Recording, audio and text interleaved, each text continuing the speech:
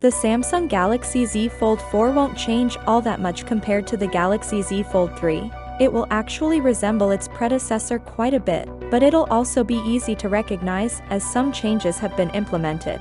The Galaxy Z Fold 4 already appeared in CAD-based renders, which gave us a really good look at the phone's design. Those renders revealed that the Galaxy Z Fold 4 will offer a slightly squarer design.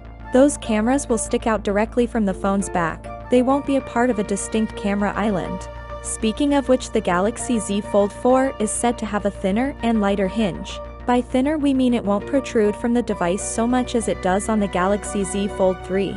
It may still be a bit wider, which may cause the phone to be a bit thicker. That hinge is also said to be more expensive and more durable at the same time.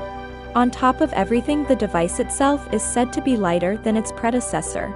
It is said to be very light for a foldable of its size. It will still be quite hefty though, as there's only so much it can be done with a foldable device of the Galaxy Z Fold 4's size. Not much information surfaced on this, but it's possible we'll get a 7.6-inch main display and a 6.2-inch secondary one. Both of those displays are expected to offer a 120Hz refresh rate, and both will be flat.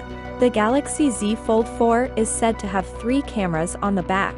Those cameras will be more powerful than the ones on the Galaxy Z Fold 3. Samsung is said to include a 50-megapixel main camera here, along with a 12-megapixel ultra-wide camera on top of that. A 12-megapixel telephoto camera 3x optical zoom is also expected. A tipster even said that the telephoto camera will be Samsung's best 3x camera thus far.